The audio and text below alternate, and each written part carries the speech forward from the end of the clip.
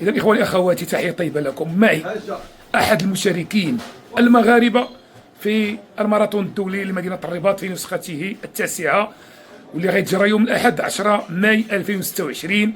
وهذا الشاب غيشارك في سباق 10 كيلومترات، فغنشوفوا واش أول سباق رسمي غيشارك فيه، واش استعد لهذا السباق ولا إلا غيجي ويشارك.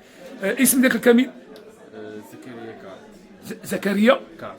كات كارت. كارت. سي زكريا، كيفاش جاتك فكره تشارك في سباق 10 كيلومتر ماراثون مدينه الرباط؟ عن طريق مجموعة من الأصدقاء اللي شاركوا معايا الصفحة ديال الماراثون، وبغيت نشارك في أول مرة. اول مره. واش كاين شي استعدادات للمشاركه في هذا السباق، ولا يجي غتشارك هكذا؟ لا، ضروري كاين استعدادات. تدرب شوية كندرب على مسافات طوال. مسافات طوال، مزيان، وغتشارك ان شاء الله باذن الله. المهم عندك دابا انت اول مره هي اتمام السباق، خاصك تكمل ال 10 كيلومتر. قلت لي بانك ساكن في السنه الجديده، تتفكر كيفاش معايش خاصك تفيق، معايش خاصك تفطر، كيفاش غتوصل، واش غيكون ترونسبور باش توصل، باش تكون في الانطلاقه في الساعه 8. واش لقيتي الحلول ولا مازال؟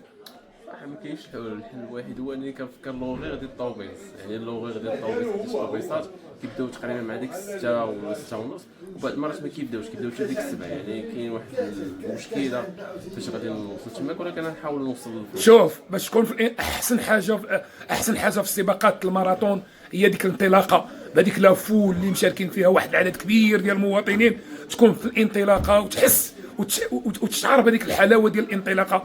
ضروري غدير مجهود كبير وتجي في الوقيته وتكون في الانطلاقه. تحيه ليك، ونتمنى نشوفك في خط الوصول. ضروري. تبارك الله عليك اولدي، الله يعاون.